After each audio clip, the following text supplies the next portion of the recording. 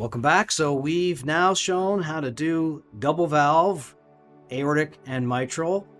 And now we're going to talk about a unique first operation that we have in a young patient who had insufficiency of the aortic valve due to prolapse and mitral insufficiency due to prolapse and flail, where we approached this robotically for a double valve repair.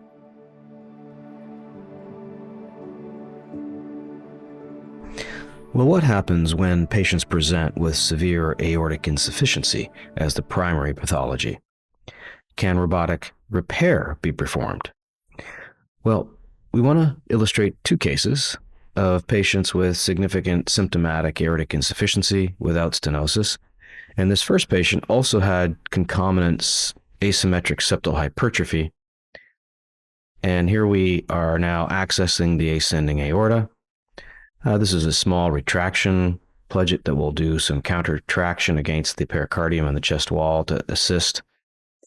We've given antegrade corneosteal protection, and you can see that the leafopathology is mainly annular dilatation with some degree of prolapse of the aortic valve, but here's his primary problem with that coaptation point of the anterior leaflet.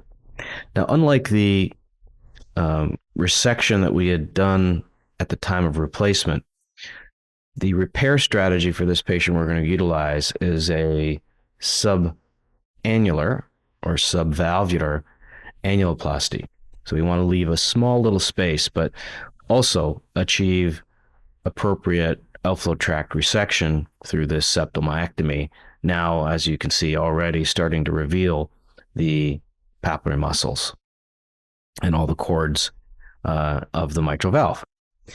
So now let's have a look after resection, what this looks like. We can go down deep and we can see the mitral leaflets. Also, there's a fairly thickened secondary cord, and we are taking this step to just do a chordal release like we've done previously on the anterior leaflet to help with anterior leaflet excursion.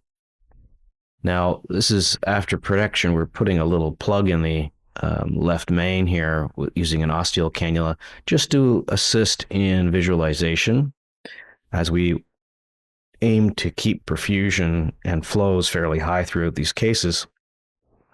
You do tend to get a little coronary blood flow. This is the Heart 300 ring, is measured by the ball sizers.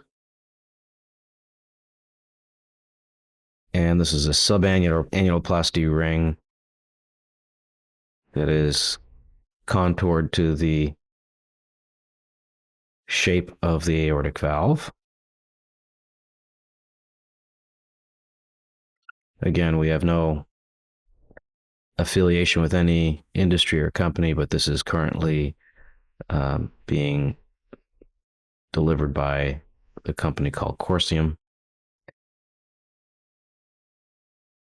This is a anchor pledget at the commissural post, usually starting at the non-left post. We then proceed with commissural post anchoring of all other posts without tying, and then a looping stitch, and each of these are on a Teflon pledget.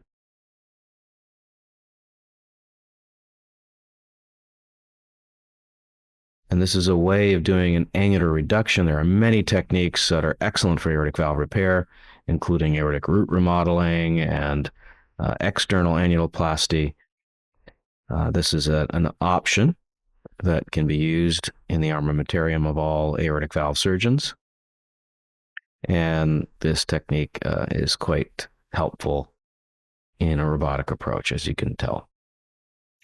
So now we assess the valve using the principles as outlined by Schaefer's and many others that perform aortic valve repair, like Bavaria and others, to now see we have a small plication that's going to be necessary to increase the height of the left coronary leaflet.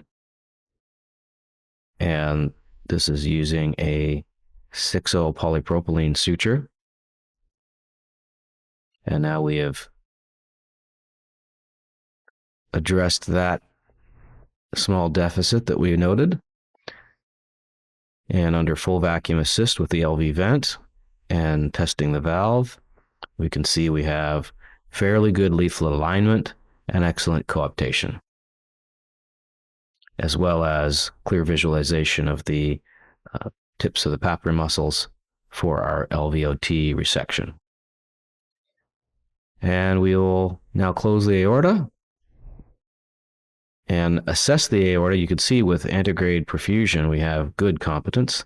And coming off a bypass, you can see we have good coaptation height of the leaflets without residual regurgitation and no left ventricular outflow tract obstruction with a minimal gradient. Now, what of the situation where we present with severe aortic insufficiency and mitral insufficiency? This is a highly symptomatic patient who, normal condition, we would do this through a sternotomy, but we followed the same principles. You can see that we have fracturing in the leaflets, particularly the non, with significant regurgitation. We will do the same thing using a ball sizer and the same heart 300 ring. This patient had severe aortic insufficiency and mitral insufficiency. So we will place the heart 300 ring in a similar fashion. This time we started with the left as it was directly visualized. These are small Teflon pledgets using a braided suture, though this can be done with polypropylene as well. I prefer braided sutures as it is readily treated with suture fasteners as opposed to tying. And here's the completion of the commissural post sutures. Again, one's at the base and one is at the tip of that post. It's important to make sure that the post is below the coaptation surface. Otherwise, you can get involvement of the leaflets with those posts if they're not placed low enough. And here's the completion of the annuloplasty. And now this is a central stitch through the nodule of Laurenti, or the Frater stitch, to help assess the residual defects that might occur. We can see we have to increase the height of the right coronary leaflet. And these are small plications, again, using 6-0 polypropylene. We had some work to do on the non-coronary leaflet as this was fractured, and that's the completion repair. We'll close the aortotomy as we have demonstrated before, and then test our aorta with antegrade plegia, and you can see that it's distended, so we are assured we don't have any residual aortic insufficiency. And now we approach the mitral valve using standard techniques that we've already outlined in earlier episodes. And this is a P2/3 flail where we're resecting the flail segment.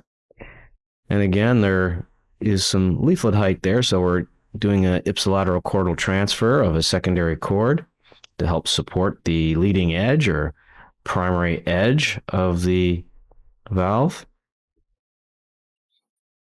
Again, that now completes the valvuloplasty, and we'll do a little segment resection of a secondary cord here just to help with mobilization. And this is a 38 millimeter annuloplasty band to show completion with excellent coaptation. We'll reanimate, and you can see there is no residual aortic insufficiency or mitral insufficiency with good opening orifice and minimal gradients. Now at 3 years postoperatively, the patient continues to do well without symptoms or residual regurgitation. So now we've seen a double valve repair using reconstructive techniques of aortic and mitral insufficiency. Our patient's now a couple of years in and has done extremely well. So what happens when we're faced with a much more complicated situation where patients present in advanced disease with complexity and need 3 valves?